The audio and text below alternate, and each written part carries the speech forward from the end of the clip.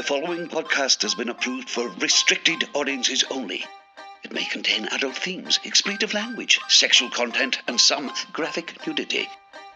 Cut 2 and its producers must insist that no one takes this podcast or its content seriously. Sit back, grab a drink, and cut to the podcast.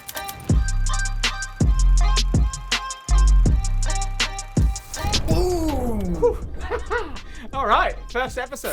First episode. Here we are. Here we go. Cheers to that, mate. Cheers to everyone at home who's watching, I hope. Cut to the podcast. Essentially, we pulled it together. We've got a bunch of segments. I'm bringing something to each segment that you don't know about, and you're doing the same, and we discuss. It's as simple as that. It's video first, right? But it will be available across all your audio podcast platforms. We've got our good friend Gordy providing audio descriptions for that, so I can't wait to see how that comes out. And it will be released on YouTube as well. But we'd encourage everyone to hit up cut2.com because that is indeed where we will be releasing the video, all the show notes as well with link outs to everything that we discuss. And if you sign up to the mailing list, you will get it 24 hours ahead of time, Thursday at 9 p.m. instead of Friday at 9 p.m. And there's also special content as well, behind the scenes stuff, all the bits where we fuck up and make absolute asses of ourselves, and some golden content. I mean, this sounds great because I don't even know what that bonus content is. So this is great. This is so great. Well, we did do a pilot episode, and I think there might be some gold dust in there that we could sprinkle to our diehard fans. Yeah. Which I think my wife is even still to become a diehard fan. Yeah, my mom also. She has liked the Facebook page, but I don't think she's signed up to the email. No, yet. I was going to ask you how many people have signed up? We've got one subscriber so far, and his name is Finn. Great. Let's give him a shout out. My test email. Shout out to Finn. Shall we just kick it? Let's introduce each other, because some people will know you, some people will know me, some will know both of us, but some will know nada about either of us. So do you want to go first? Introduce yourself, what it is you do. What are your aspirations, Martin? Oh man, my aspirations have just been completely flattened this year. Yeah. But I'm Martin. I'm Martin MacLeod. I am a filmmaker. I'm a recent graduate. And I am a freelancer. I've been running my own little production house for a few years now. But all of that crumbled before my eyes this year, and I ended up co-creating a non-profit called Tunes in the Hoose, which is an online Scottish music community which has blown up over the years. So I've been very fortunate with that, and now that's pretty much a full-time gig whilst I try and figure out how to get back to the things I am really fully passionate about. And yeah, so that's me. How about yourself, Finn? Who are you? What do you do? So I'm Finn. I've been working with video basically for 15 years. That is my focus. However, I couple that with education. I've been a college lecturer. I've done a bunch of other things. I do a lot of training as well. This year has likewise a lot of work just went poof. Haven't been able to hire any freelancers this year, except for yourself once, of course. So that's been really tough. And I've spent the year diversifying even further. So I've been working on an online platform for training, equipment, and support. I'm also working in machine learning and computer vision now as well through a company. I'm partnering with a company called Bitwise Agronomy, and we're working in ag tech to do computer vision for crop analysis and insights. So that's pretty interesting. I'm a kind of tech guy, as you are a tech guy, but I'm in no way, shape, or form a coder. So this year's been quite a shift change. So I've been busier than ever, but I've made less money than ever as well. I feel like this is like my first year in business all over again. Yeah. You know. So yeah, it's not been easy, but other people have had a tougher time of it. For sure. So yeah, this year's been tough for everyone. But good news. What's the good news? I don't know. This podcast? Biden for president. Oh yeah. Donald Trump. Yeah. kicked in the balls. I mean, it doesn't make me feel that much better about our political situation, but it's it's a step in the right direction. So congrats to Biden. If you're watching this, thumbs up from me. Biden, head to cut2.com. That's cut-2. Yeah. And sign up, and you get the show a whole 24 hours early. I mean, it's not like he's got anything else to be doing. He's got some time. Yeah, it's like, he's got time on his we'll hands. send you a free pint glass.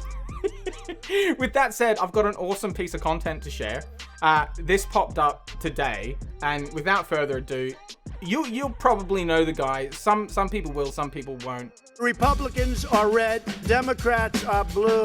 I'm Donald Trump, and I'm fucking off soon. The White House will have a new president. You know that's true. I've been mad without precedent. It's sad because my madness is evident, and the coronavirus endorsed me for president. Trump is going to win, and you're going to lose. But that turned out to be fake news because I've left the country broken and tired. The American people told me, you're fired. Wow. I've been shown the door. I'm a loser. Maybe Joe Biden has killed me. Wow. I've been shown the door. I'm a loser. Maybe Joe Biden has killed me. Outstanding. I rate that. He's not leaving the White House until January, so like, he's got time to totally wreck the place. Like, he's the type of guy to just totally destroy the place and like fuck up as much as he can before Biden gets in. So that'll be interesting to watch. From the field, Martin. Opportunity for us to talk about our working week. What has been happening? It's been a weird week. It's felt really unproductive. I'm sure a lot of people can relate, but at the same time, a lot of stuff's happened. And You mean 2020? Yeah, it's been an unproductive year. Film-wise, again, nothing. The only closest bit of news I have from film is my actual monitor packed in, the USB-C port in the back cracked, which is absolutely bizarre. I think it's a heat thing. Other than that, I'm in co-production with another production company in Glasgow, and we are developing a documentary series, which I can't say much about just now. It's a 2021 project, and I look forward to sharing more in the coming weeks and months. Other than that, Tunes in the Hoose it's been a big week for Tunes in the Hoose. We were nominated for the it's a mouthful. MG Alba Scots Trad Music Awards as Community Project of the Year. Yes, thank you very much. It's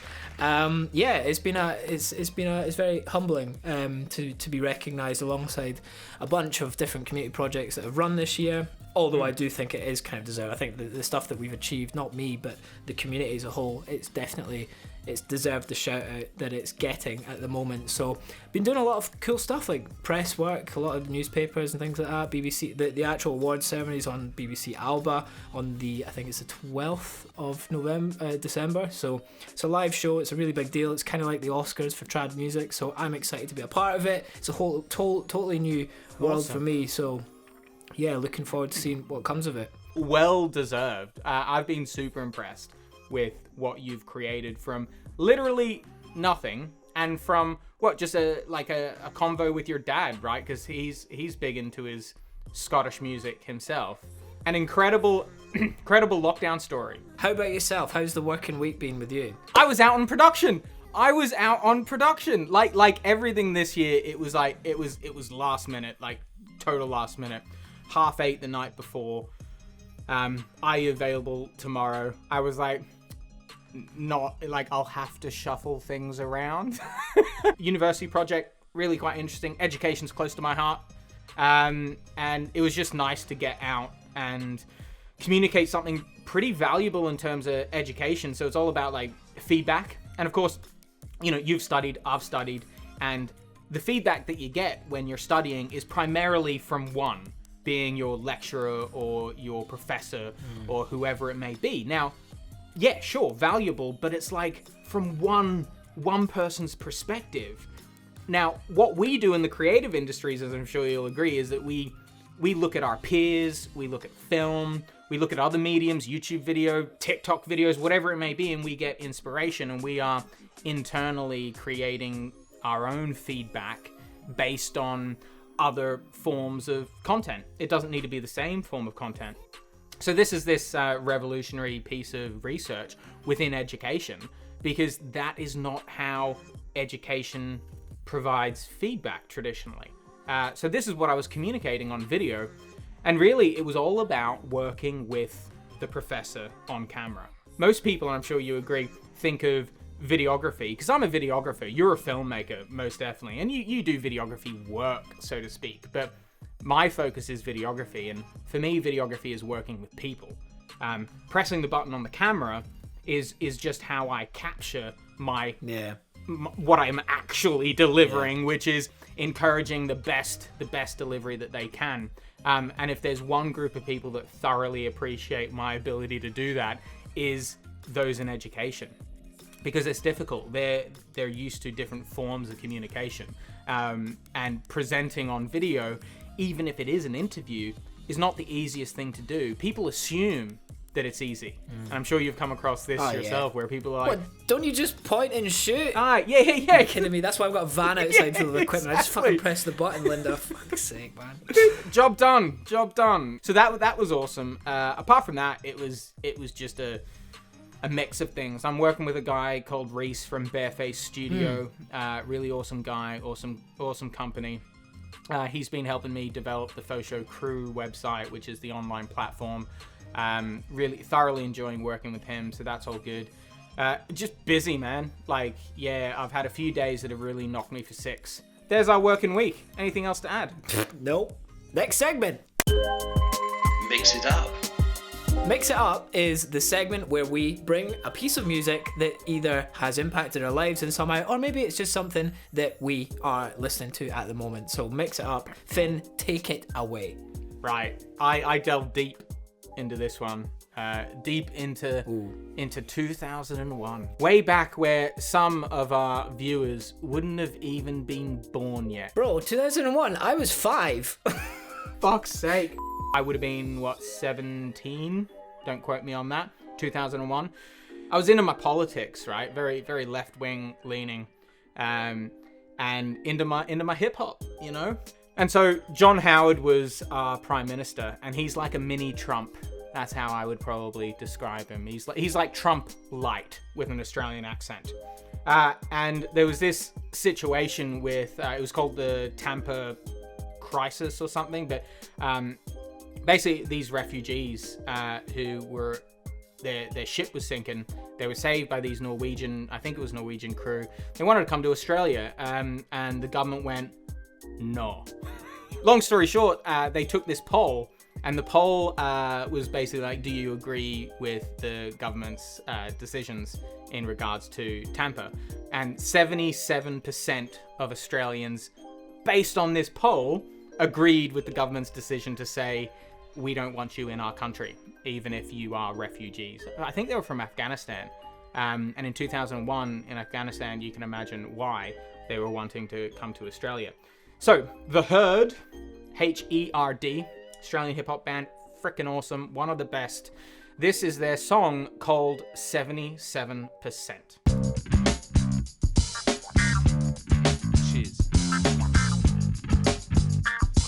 Well, I'm left sitting here, staring into a beer, shaking my head at the same old loathing and fear. Stranger in my own land, can't understand how the very word Australian has just been damned. I fucking hate myself, take Aussie from my name, erase this endless shame, forever cast some blame. If you don't act the same, will I destroy you? Everyone looks the same, beaten black and blue. So I've had enough of these redneck pricks, when fact is the only real... And there we have it. Nice. Do you know the music video reminds me of South Park a wee bit? Oh, the animation. Yeah, well, that was big 2001, yeah. Wasn't it? What do you think of the Aussie hip-hop style? I like it. Do you know what? It's quite refreshing. I can't say I've heard rap in the Aussie accent before, and I am digging it. It's quite fresh. I quite like it. Are these guys still going? Are they still making music or what? They may have released a single recently, but check them out. There's a great line at the end of that song. I think everyone should go to the show notes at cut-2.com to check out the direct link. But there's a great line at the end that says, wake up, these cunts need a shake up. Wake up, these cunts need a fucking shake up. And you know, it just has a real like blatant political message with some classic Australian swearing. How can you go wrong? Right, Martin. Enough about me mixing it up. I want you to mix it up for me. What do you got for me? Well, I am a big fan of NPR Tiny Desk, and a lot of people who I bring this up to, they still haven't heard of it. So if you haven't heard of it, NPR, and this is a blatant plug, NPR is basically like the equivalent to the BBC in Washington. It stands for National Public Radio, and it's like a multi-platform thing. But it's nationwide. It's nationwide, right? It's not just Washington. Yeah, just based out of Washington. So they have this series on YouTube, and it's called Tiny Desk Concert, and it's literally a desk in the NPR offices where they bring in musicians from all across the world, your favorite artists to artists you can't even pronounce the names of, and it is consistently incredible. It's basically stripped down performances of original music. If someone hadn't watched it, they could compare it to BBC Live Lounge. It is fucking leagues better than BBC Live Lounge. Anyway, so Tiny Desk, every year they do a competition called the Tiny Desk Contest, and they basically take submissions from artists all around the world. I think it was over 5,000. Can I just say, Martin, it sounds What? like it's some sort of woodworking competition where you need to create the tiniest desk, and I can imagine that, like, you know, the desks get fucking tiny, but it's not. It's about music. I can't believe you interrupted my flow there. It takes me so long to get this shit out. Anyway. I know, but this is the point. It's like stage fright when you're taking a piss. Anyway. So they host a contest, and the winner of this contest is an incredibly talented singer-artist called Linda Diaz. She's from Manhattan, New York, and she's right on my street. The type of music she creates is like R&B, soul, kind of like neo soul, really chilled out shit. All I'm saying is it's exciting to discover another artist at the brink of success. Do you know what I mean? So you're calling it. Oh yeah, totally. I'm intrigued. Hit me. But when it gets to be too much, I find myself in what I love. When I'm by the sea, sweatshirts, sweatpants, white noise-proof jeans, writing letters to old friends, rock nights and tender moments, cherries in the spring, long walks, long nights, green tea, ice cream. It's so good to me. There we have it. Linda Diaz, Green Tea Ice Cream. It's a song about all of her favourite things, and I am here for it. But that is beautiful, beautiful music. It's kind of like it's what I would expect to hear in Australia. Like the coffee culture's really like extreme, Like lounge, like chill out. It's you'd walk into like the coolest coffee shop in Brisbane, and that would be playing. I reckon you fancy her pants off, don't you? I mean, it's a contributing factor, but the music is great. News to me. News to me. The segment where we each bring a piece of news direct to one another and we discuss. So Finn, take it away. If I said the word Bossware to you, Bossware, ever heard of that as a term? No. Sounds like software. Yeah, well, you'll definitely know what it is. So it's monitoring software specifically for employees. Now, completely legal to monitor your employees if it is written into the contract and or the employee handbook. It's pretty sketchy, right? Like, they can do things like monitor all of your keystrokes, including your personal keystrokes. They can monitor your screen. They can log in remotely, all without you perceiving any of this. And this includes your personal stuff as well. So you could be logging into your personal bank account, sending personal emails via your personal Google account, for example. And all of this can still be tracked by them completely legally. Some of this software is pretty sophisticated in terms of the review as well, so they can show timelines, and you can speed through the timeline. It'll flag up keywords that you may have entered in as things like Facebook. I don't want my employees enjoying their time on Facebook talking to their friends. How frickin' dare they? So all of this is highly questionable. But the thing that's depressing for me is that it completely erodes trust between yourself and your employer. But out with that, the stats. So there's been lots of studies, because remote working really kicked off kind of early 2000s, mid 2000s, and ever since then, these types of monitoring software have been cutting about. But there's an element of, if they're going to be monitoring you and you're not aware of it, then where is that transparency? Yeah. And what happens in the future based on...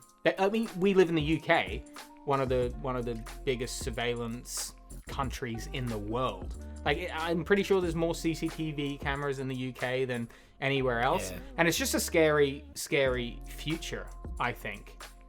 So something to be aware of. So I wanted to bring that as some news to me, because I used to work in call centers, so I was quite aware of this since the early 2000s about monitoring software. But it's been ramped up with working at home. So if anyone's working from home, especially on work hardware, read your contract. Be aware of what potentially is monitoring you. It's all about education, right? And luckily, unlike some countries, America, we are relatively educated across our population, which is one of the great benefits of this country compared to America. But yeah, I'd encourage people to check it out. Know your stuff. It feels like an invasion of privacy, but it's not if it's stipulated in the contract. So it's really, I think it's quite seedy. It's quite seedy. The workaround that I would say is just like, if you've got a work laptop and a personal laptop, just fucking make sure there's like a proper split between the two, and keep your personal shit on there and do your work shit on there. And that's like the way I would combat that. But last point, there's software that you can pay for that circumvents all of this. Just a little bit like criminals, like getting on top of new police tactics. So there's software that you can implement to kind of show that you're working when you could be doing something. Like the ultimate else. slackers. Yeah. Bring me some news, mate. Bring me some news. What's news to me? For dramatic effect, I'm going to pose 3 questions for you. Global music industry, and let's not say 2020 because it's been a bit of a fucking write-off, but say 2018. Global music worth. What do you think it is in the billions? Let's say 60 billion. 19.1 billion. And the global box office, based on that number, the box office, Hollywood, how much do you think they made? So just cinema. Okay.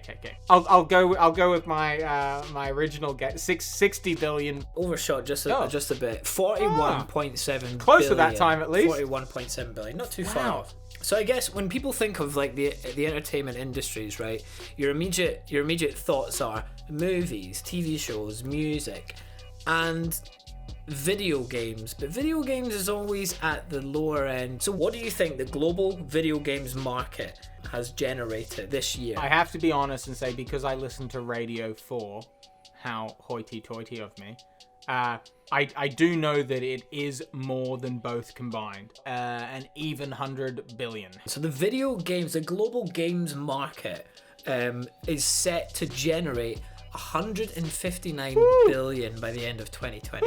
And that is the basis for my news. So my relationship with gaming has been on and off for the last few years, but with the pandemic, with 2020 hitting, I picked up the controller, and thank Christ I did, because gaming, and specifically a game called Warzone, if you know, you know, it has become one of the most social things I have done all year. Without gaming, I honestly don't know what I would have done. The video games industry, I think, is silently taking over the entertainment world. As a filmmaker, your job is to tell stories, and you know, as a filmmaker, you're always looking for the best ways to tell these stories, to present these stories for audiences to experience these stories. Whilst film is a great way of doing this, and it's what I'm interested in, films don't stay with me as long as TV shows.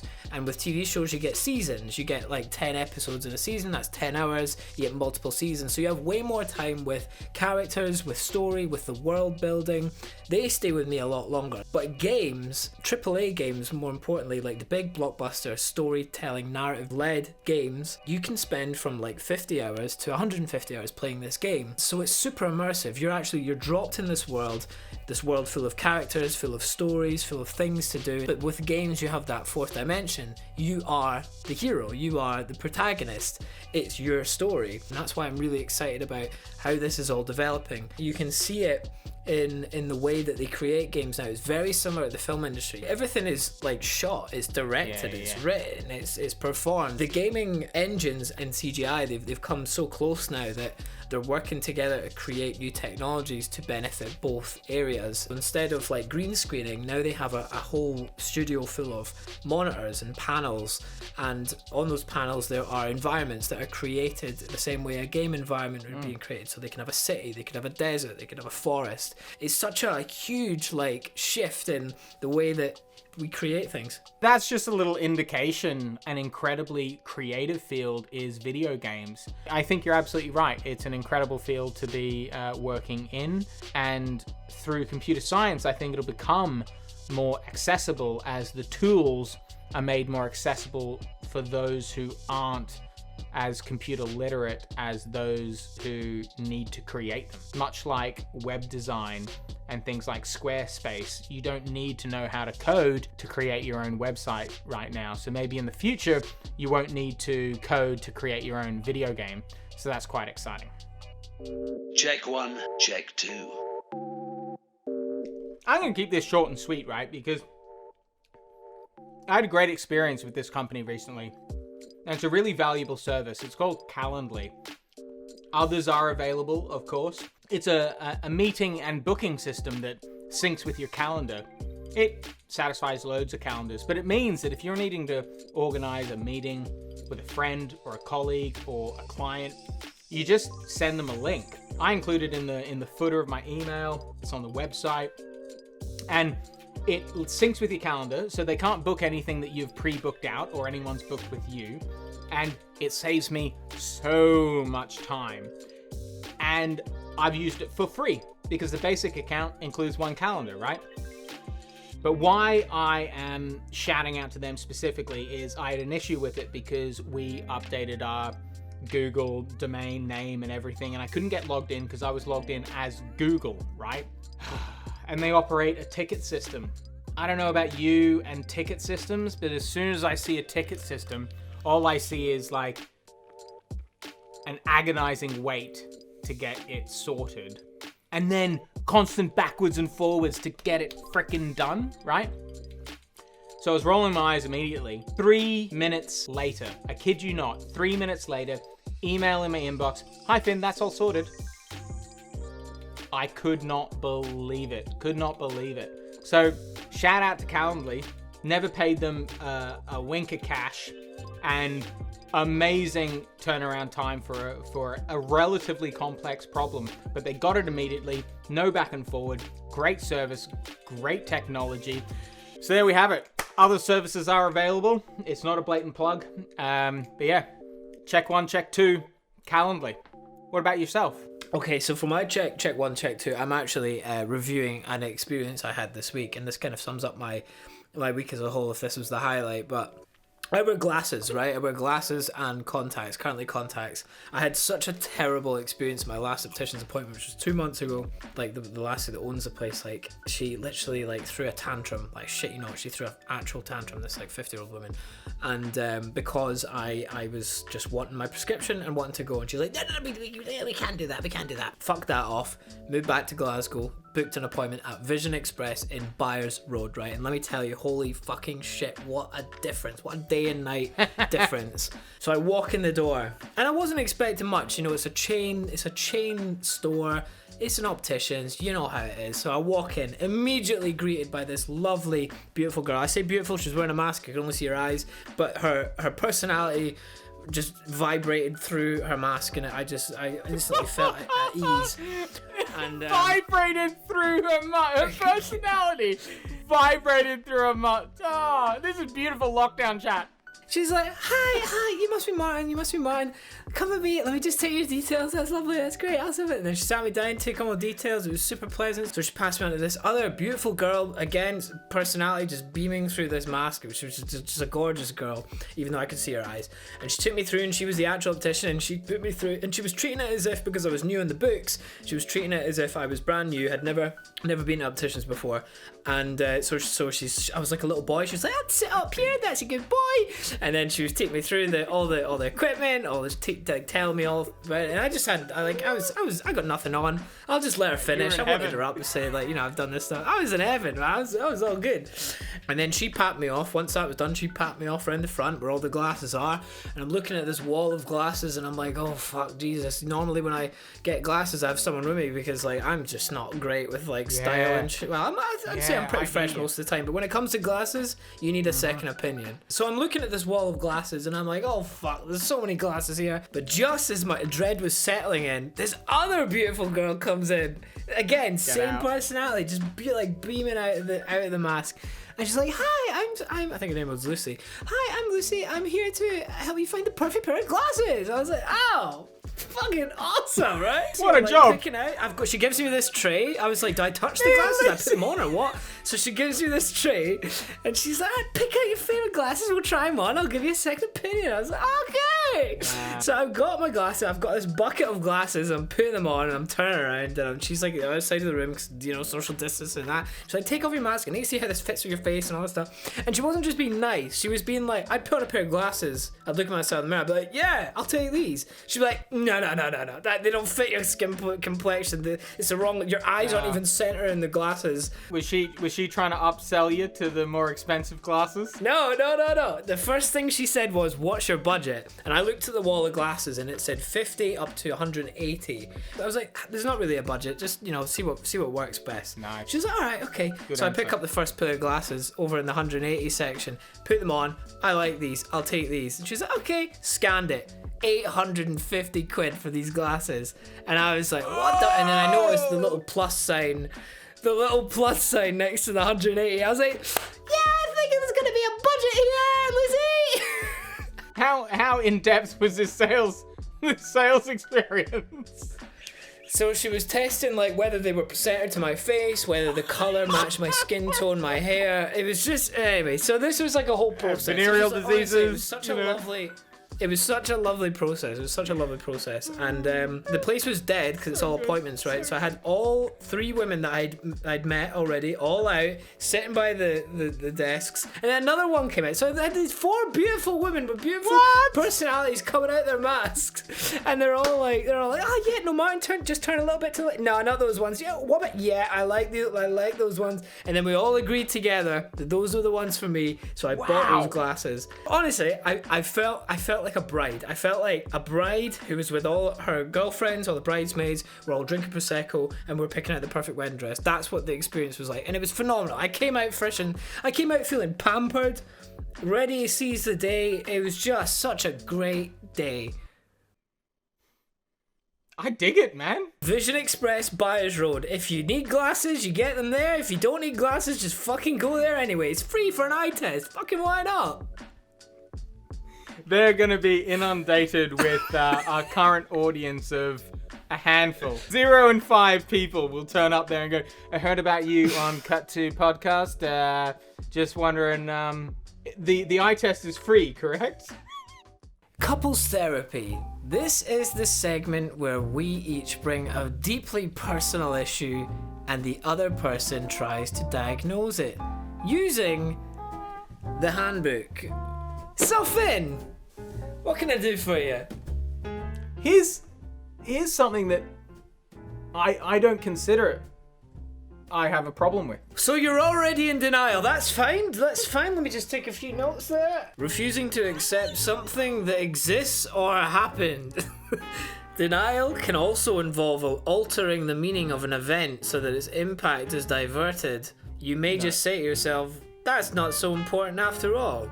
This is the common sour grapes response. Well, that's not the case at all, Martin. Well, you're cured! Congratulations! It's probably summarized best universally is work-life balance. If you've got a job and an employer in a highly demanding industry, so I'm thinking film and TV, finance, law, things like this, where if you are not putting in the time, the effort, you will not progress because someone else will. And there's lots of industries like this. Now, I don't work within an industry in that way because I have largely worked for myself. But I do so within a field that I personally enjoy. So a lot of the work that I do is tied up with my interests. And often I'll be working on something specifically in terms of development. Faux Crew is a very good example of that, where I don't necessarily see it as work. You could see it as me progressing a personal interest. But when you work for yourself, things merge. So I think this is probably a big problem with a lot of people, and increasingly in 2020, because many of us are still working from home, and that work-life balance is now entwined in the same location.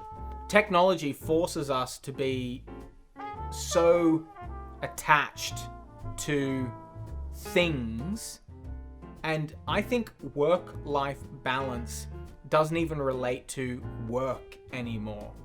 I think it's about just balance. And so there's a few things that I've done over the last few years to create a better balance for me, my life, and other people who I see on a day-to-day basis. And one of them was to nearly rule out all social media activity. And it was one of the best things that I did. If your app is on the home screen of someone's smartphone, you have won. You have won totally their attention. So I maintain social media from a business perspective. But see, personally, I want to interact with people like you used to. What's your idea on work-life balance? My work-life balance isn't great at the moment, and I think a big part of that is because of the fact that I have no actual work. So it was a proper kick up the arse to kind of do anything and everything I can to, generate income or generate, busyness in general, because like my biggest hate is not being busy, and because I feel like the minute you're not busy, you feel like a total, at least I do, I feel like a total failure. It's like I've got nothing going on. I'm totally like wasting about. So I haven't seen a lot of my mates for like months, and like I guess COVID's a big factor in that. But even with opportunities when we were able to meet up and stuff, I would still kind of choose work over that. And I think a big part of that is just because I need to keep working. I'm lucky to be working at a time where a lot of people aren't, so I'm taking full advantage of that. But generally I try to keep a good work-life balance. I switch off from social media during the week. Like you were saying about the front home screen, well, what I do is I take all those apps from that home screen and I move them to the back. I move them to like page 8 of apps, so that when I pick up my phone, which you always do like 40 times a day, 50 times a day, as soon as I open that, it's like a chore to scroll through. Nice. So like you're less inclined to check out Facebook or Twitter or Instagram, YouTube. And the same goes for notifications. Bum them off. iPhones have a great feature called screen time, and it's you still have to commit to it, because I've put it on before and I was like, fuck this, I'm switching it off. But screen time, what I tend to do is I figure out when I wake up in the morning. So if I wake up between like 7 and 8, what I'll do is put on screen time between 7 and 10 or 7 and 12. So that means that I can't access any of these apps that I normally access first thing in the morning. And I feel like that really helps with productivity and the work-life balance. So, Martin, talk to me. Alright, so I've got a very deeply personal issue that has come to light in recent months, and I really hope that it's normal and that it's, you can diagnose it today, because it's not worrying me, but it might after this conversation. Basically, I talk to myself quite a lot, right?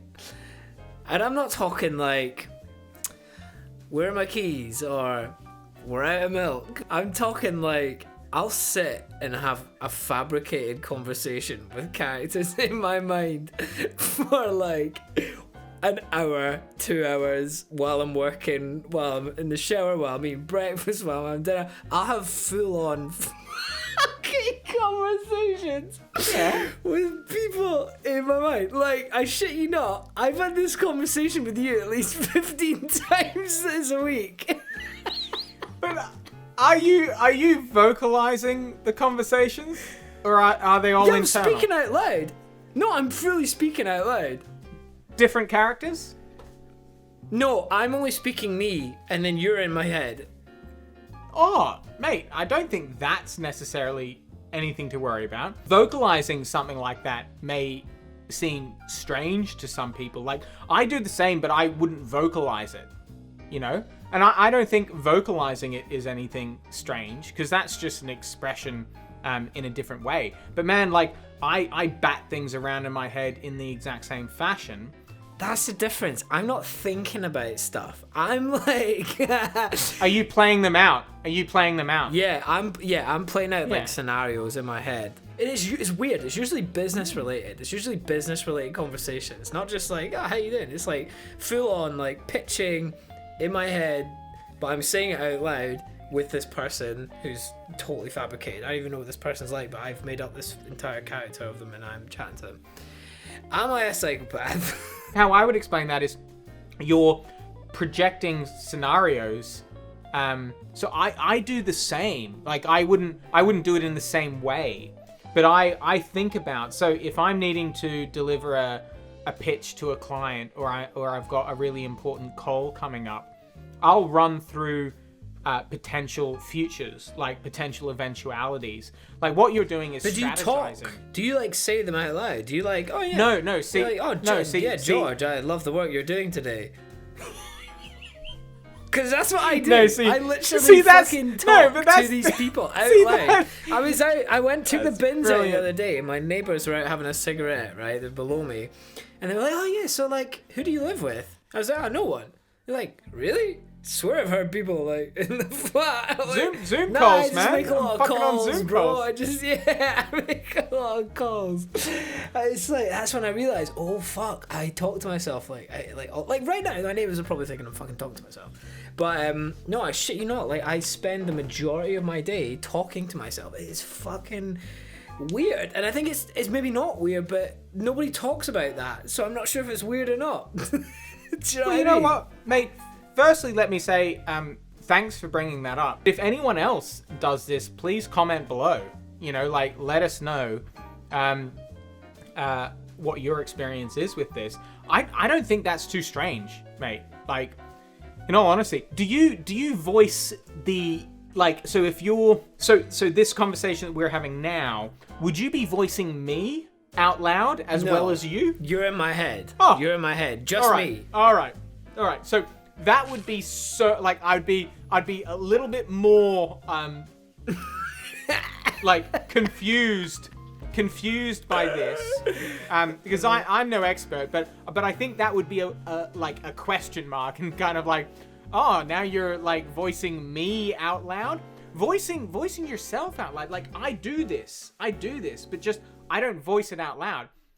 What that probably is your way of it's the best way of you preparing yourself, because you're just strategizing, right? Like military people will do this, people in communications do this, actors do this, creative minds, right, do work differently and project their creativity and their process in a variety of ways.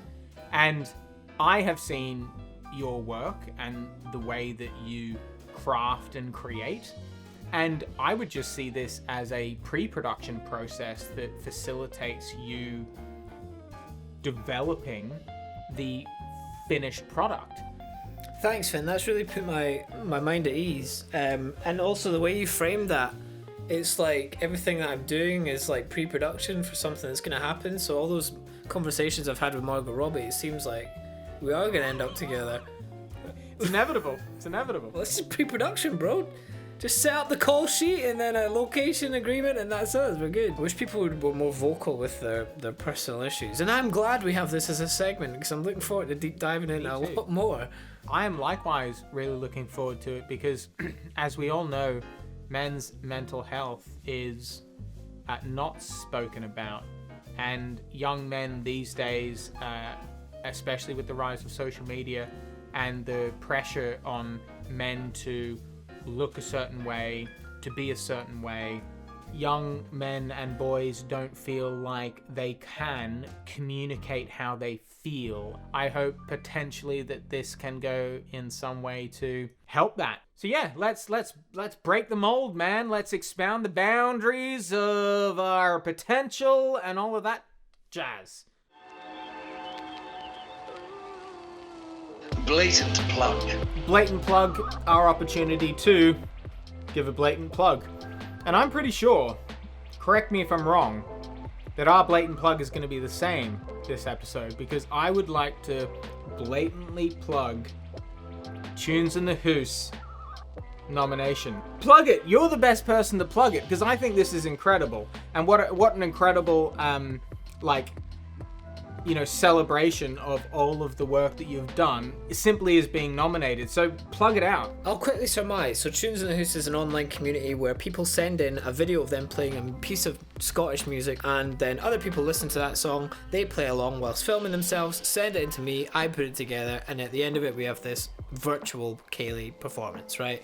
So this has been happening for the last 8 months. It's grown and grown and grown. We are currently at like 2.5 million views worldwide in 75 plus countries. We've got a roster of 853 musicians from, again, all across the world, and we have 10,500 followers, like dedicated audience, which is like unheard of for this scene. Some of these musicians play in pubs like when it was normal, so like to have like an audience that's more than 30 is like insane. It's a great opportunity for musicians to get some exposure, and that's what we kind of focus our goals around. And we have been nominated for Community Project of the Year in the MG ALBA, the BBC ALBA Scots Trad Music Awards, which is again the Oscars for traditional Scottish music. It's a nomination process, so we've been nominated first of all, but now it's a public vote, and the public vote closes on the 16th of November, don't quote me, mid-November. You've only got about a week left, so head on over to www.tunesinthehoose, that's 2 O's, not house, don't be a dick, .com, and then at the top of the site you'll see the vote here. You click that, you vote.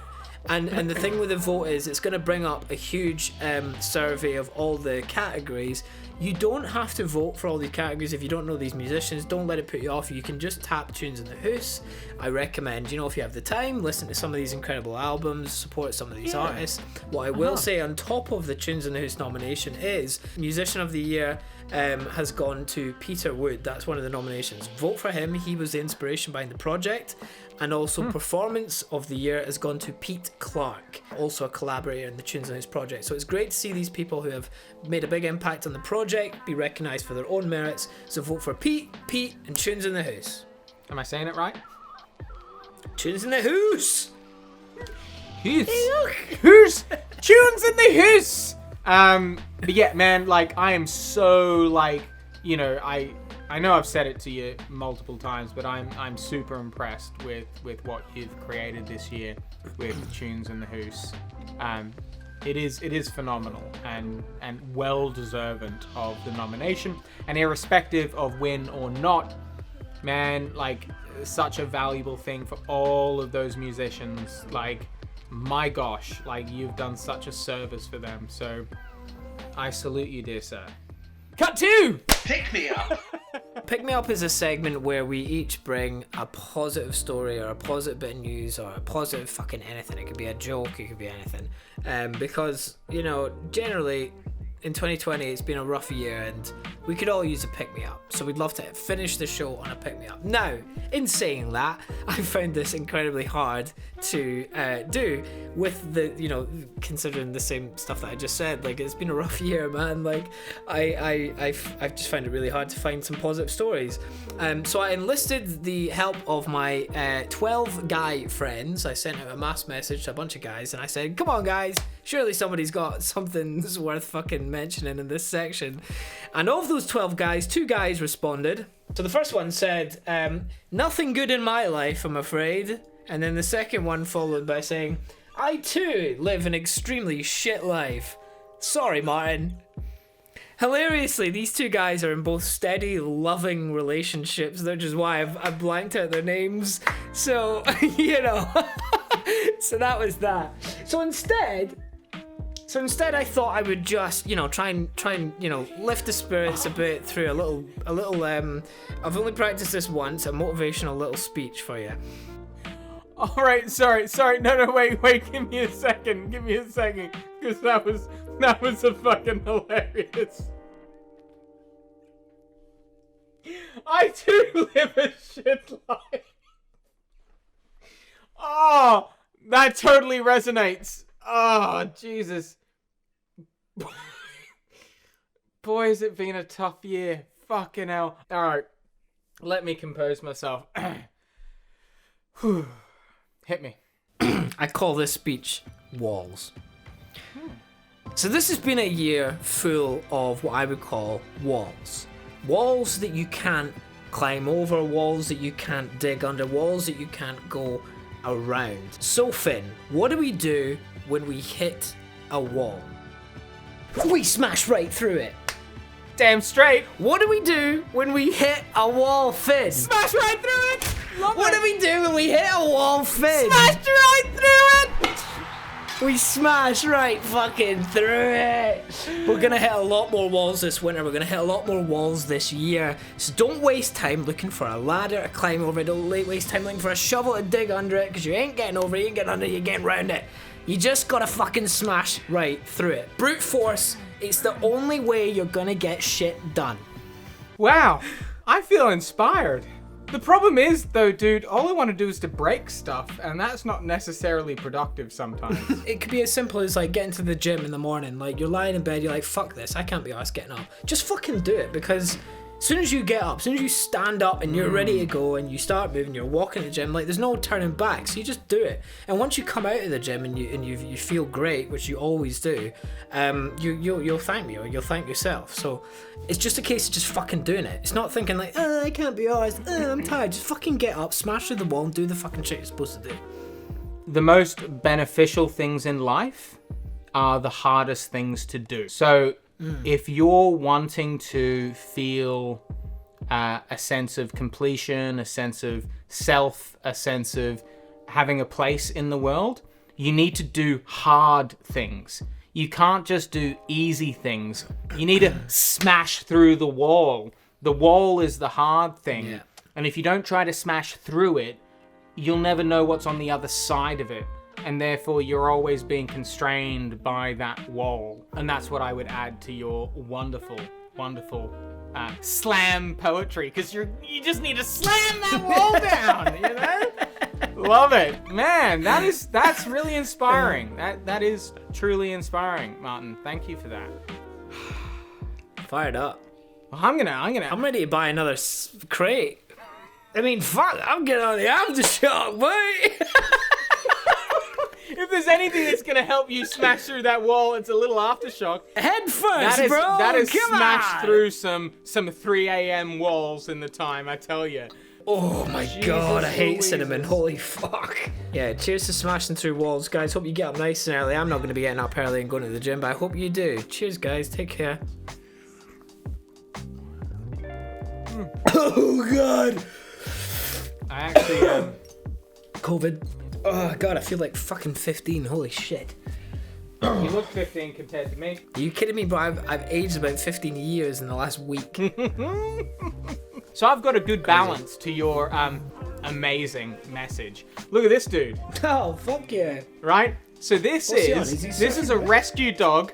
This is a rescue dog that helps save endangered whales by sniffing out their poop as a conservation canine. How much shit is that dog gonna have to have smelt to get that qualification, man? Dogs are innate at it, but after being discarded as a young pup, this is a shelter dog, right? Its name's EBA, EBA, now using its unique talent to save species such as the orca whale. That's amazing. Right, so this dog literally like helps conservationists find orca whales and help protect them. How freaking awesome is that? And look at that cool dude, man. What a good boy. Oh, I know, right? Everyone loves a dog. Who doesn't love orca whales? That's amazing. That's great. It's a whole program that trains dogs to hunt for marine wildlife droppings. It's called Conservation Canines. So, like, I had never, like, obviously dogs are used for so many elements to satisfy what we lack, which is a sense of smell. You know, to that extent. But I'd never heard about, like, them being used in marine life. So, quite incredible. Quite incredible. Can I please follow up with something even more incredible? Of course, go. I lie. It's not more incredible. Oh. However, if you're interested in buff men and animals, not in a weird sense, this isn't some sort of like deep web craziness. This is something wholesome. It's something good. It's for a great cause. And boy, I wish I looked like the majority of these dudes. So these are Australian firefighters posing with native Australian animals. Which one's the animal? That's what I ask. Which one's the animal? Ooh, you'd have to get them into bed. I don't like how he stared into my soul. I like how the kangaroo's stoned though. The kangaroo is definitely. The kangaroo doesn't know what the fuck's later. going on. Is the guy making you feel? Is the guy making you feel emotions you've never felt before, Martin? Is this the problem? Wait till you see this guy. That's fine. He's not staring into my fucking skull. All right, let's find. What about this guy? Nah, the koala's cool. I like koalas. What about this guy? Yeah, he's a good boy. Huh? I mean, gosh, like I've been desperate to get my pecs into some sort of pec shape for, I think, over a decade now. And because of my penchant for beer, instead of, I guess, fighting fires, I have struggled with that. But here's something that I'm going to do over the course of this podcast, maybe. So tune in next year to see if I'm going to develop pecs like this. Are you sure these are firefighters? Of course I find it weird that all these guys are like working together. Dude, there's no way that they all work together in one crew. Otherwise, every woman and gay man in the city would be setting their house on fire. That would be the worst thing possible. This is why it's such a good feel-good story. Check this one out. How feel-good is that? This is the fucking wettest shit I've ever seen in my life. Like, this is fuck this. Like, get this shit off my history. Like, I've known a few firefighters in my time, and they work so hard. They get paid so little. They often have several jobs, and really they are lifesavers. Like you can't really get better than a lifesaver in my mind, and firefighters are definitely that. Before we play the audience out with a little bit of content, is there anything that you'd like to say before we cut to? I wanted to just thank you all for grabbing a drink and chilling with us, and hope you've enjoyed this show, and look forward to next week's episode where we do something even more interesting and sellable. Finn, take it away. Agreed. Guys, if you're watching at this point, then we definitely do deserve your follow, your like, your subscribe. Hit that bell button. What's up? What's up, YouTube? All that jazz. What's up, YouTube? You know, like, just show us some love. Don't forget to like and subscribe. Exactly. If you've gotten this far, literally go to cut-2.com. subscribe. And we really appreciate your attention. Let us know what you think below. And I've got some awesomeness to play us out to. Let me just cue it up here. But here we go. I'm going to play us out right now. Thanks so much for watching. I've been Finn, and this has been... Martin. We didn't even practice that at all, and look how smooth it was. We did it, and that was so fucking smooth. This has been Cut to the podcast. Thank you so much for watching, and here is some awesomeness to play you out to.